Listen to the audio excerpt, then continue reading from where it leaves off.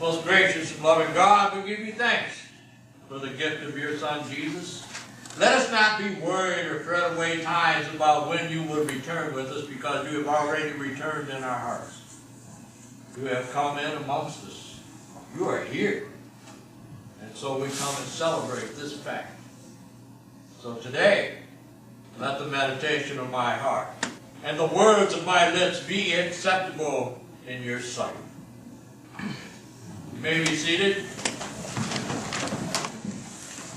The gospel lesson once again is going to come from the Gospel of Matthew, 25th chapter, starting with verse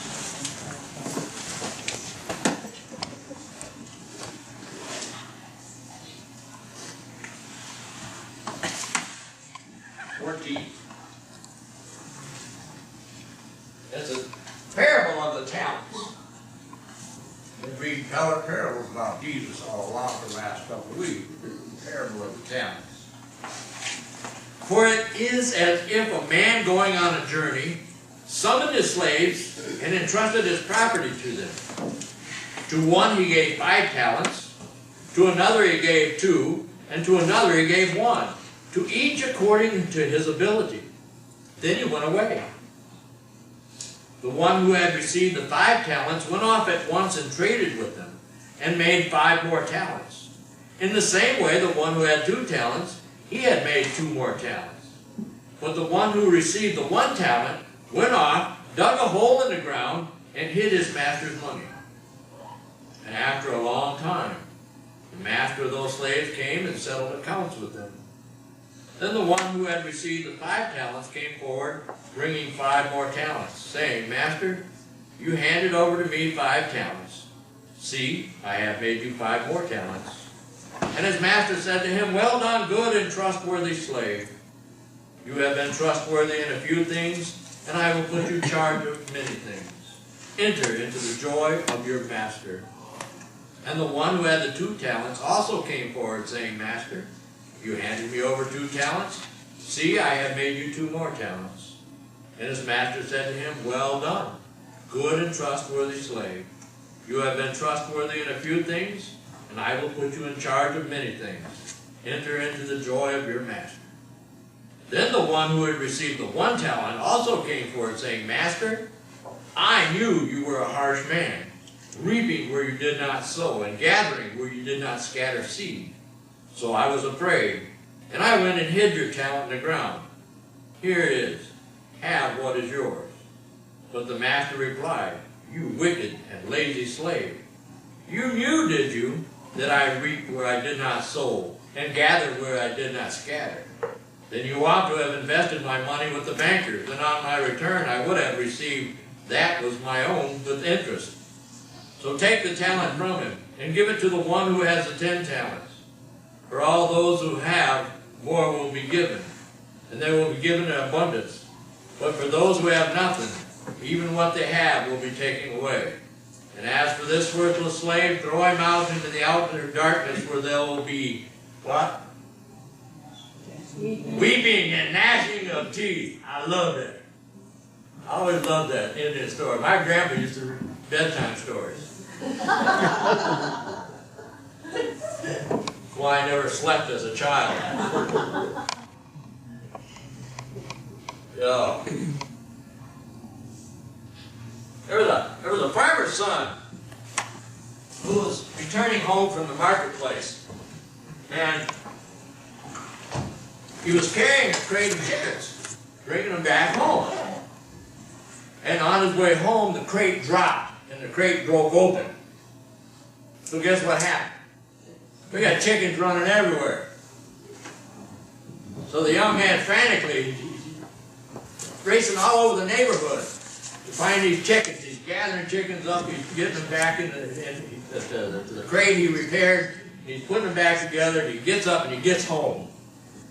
Finally he has to tell his father, he said, Father, he said, I have to tell you, I dropped the crate of chickens. He said, and I scattered them all over. He said, but I think I got most of them. He said, all I could find was 12. And the father said, that was just great. He said, you did an excellent job, seeing as you only left with 7. His rewards were doubled. Of course, I don't know about where the other tickets come from, but the rewards were doubled. Jesus is telling a story of a wealthy landowner who was preparing for a long journey. And he calls his 3 servants together and he wants to divide his money with them. He's going to entrust them. To one he calls and he gives 5 talents. To another he calls and he gives 2. And yet to another he gives 1. Each according to their ability, as he could see that they could handle the responsibilities. Why is life like that? Are we not all equal in the eyes of God?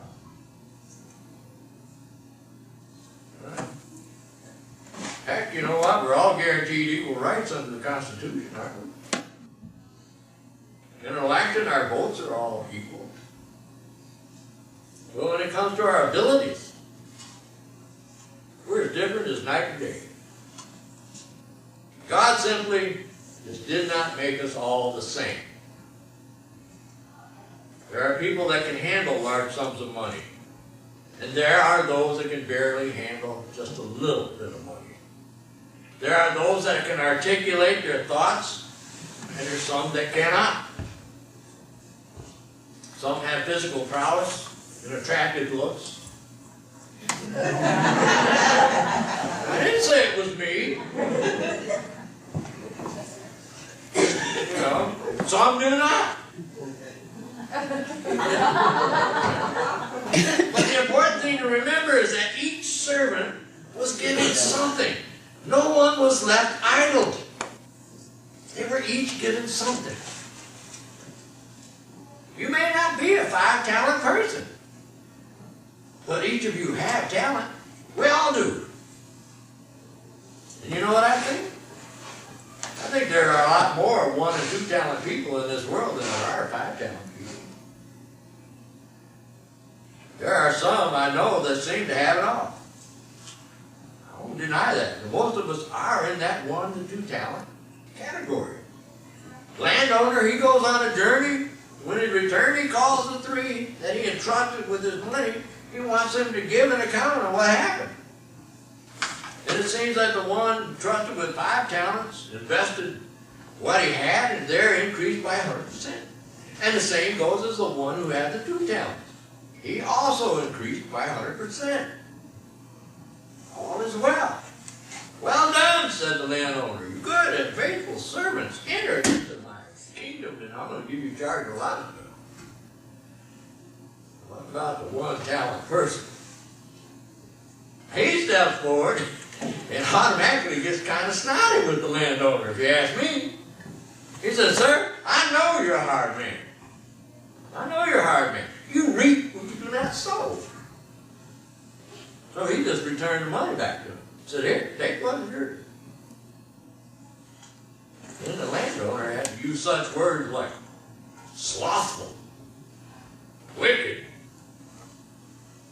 And he took the 1 talent from the man and he gave it to the one who had 10 already. Why not give it to the guy who only had 2 that only increased by 4? But Jesus said, those that have will be increased. Will be increased. In the 25th chapter of Matthew, there are 3 parables in a row. The parable of the bridesmaids, the one I read to you last week. The parable of the sheep and goats, I didn't read that one to you. And then the parable of the talents. And essentially there's the same phrase going on and the same theme in each one of those. Yep. And I think what, the bridegroom comes and says, after a long time. The bridesmaids are waiting up, and the bridegroom, he wants to come and lay down.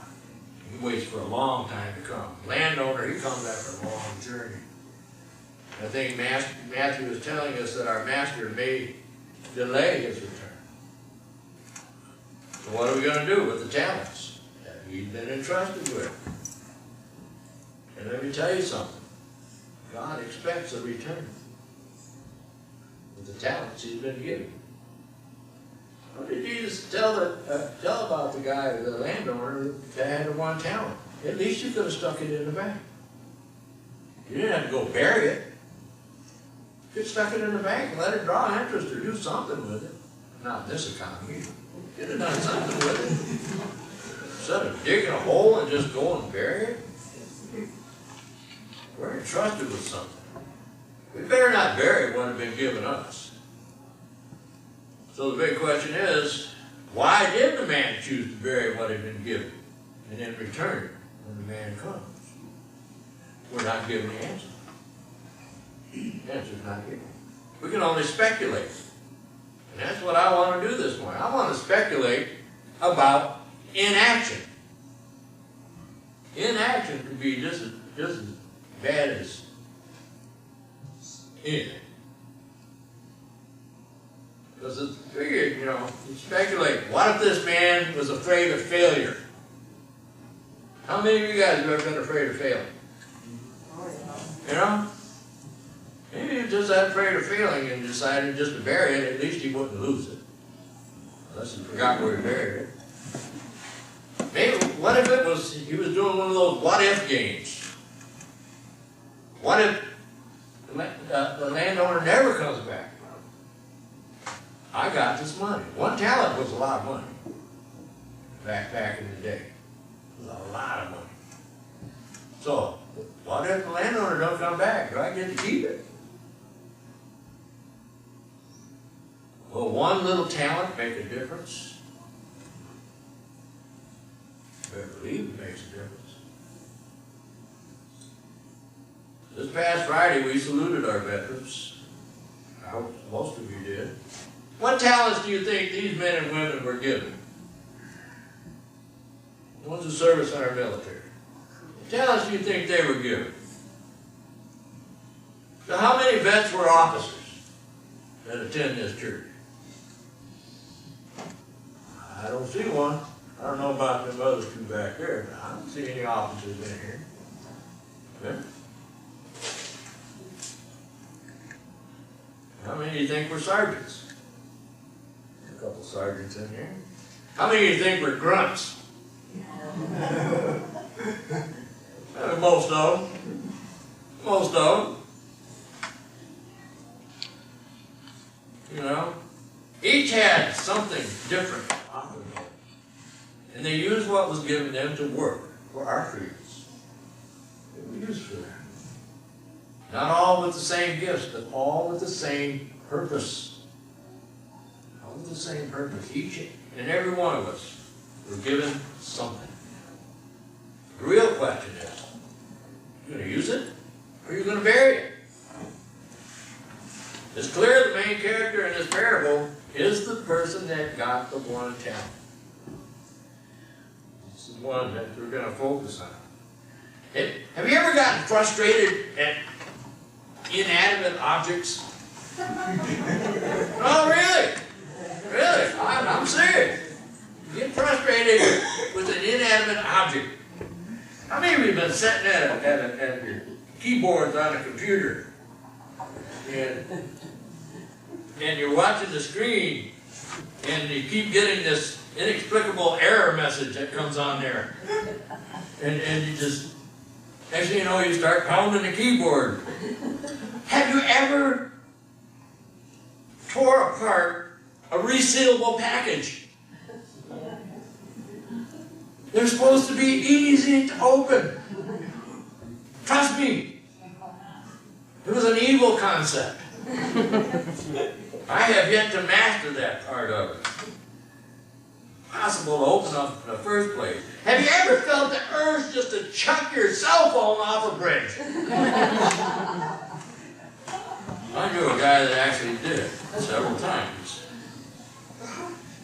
Because it always drops the important calls for once. A telemarketer, you think it would drop that call?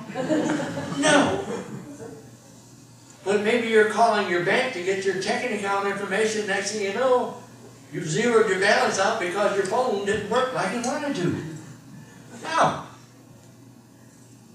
Yeah. Inanimate objects. It's never a good idea to crush a keyboard. It's never a good idea to shred your food containers or drop kick your cell phone, because it does connect us with one of Jesus' pet peeves that Jesus had. The fruitlessness of that which should be fruitful. Once Jesus was hungry. I didn't read you this one. But once Jesus was hungry, and he approached the fig tree, and he searched its branches for fruit. The fig had no fruit. It was nothing but green. That's all that was there. All show and no go. It has been hard for commentators to explain Jesus' immediate rage and reaction to the tree, an inanimate object. Instead of just shrugging it off and just letting go of the disappointment, Jesus roundly and soundly and immediately curses the unsuspecting shrub, condemning it to death. And you thought you were hard on your keyboard. Is this Jesus indulging in a frustration moment? Or is this a fig tree fiasco using the same principles described in this parable? Use what you've been given. You can make a difference. We got one last story. There's an elderly gentleman on walking the beach in California. And every once in a while, he'd walk by and he'd pick something up and he'd throw it into the ocean. Jogger happened to go by and he seen this man bending down, picking up something and throwing it in the ocean. And as the jogger got closer, he stopped and asked the man, he says, "What are you doing?" He says, "Well, I'm picking up starfish, throwing them back in the ocean. There was a storm came up last night. 20 minutes, the sun will be up, and then the sun will hit them and they will die." Well, the jogger said, "You know, there's 20 miles of beach, and millions of starfish have washed up on the shore. What difference are you going to make?" He picks up a starfish, and he throws it into the water. I made a difference to that one. What difference can you make with one talent? What difference can you make? My question is, you going to use it, or you going to lose it?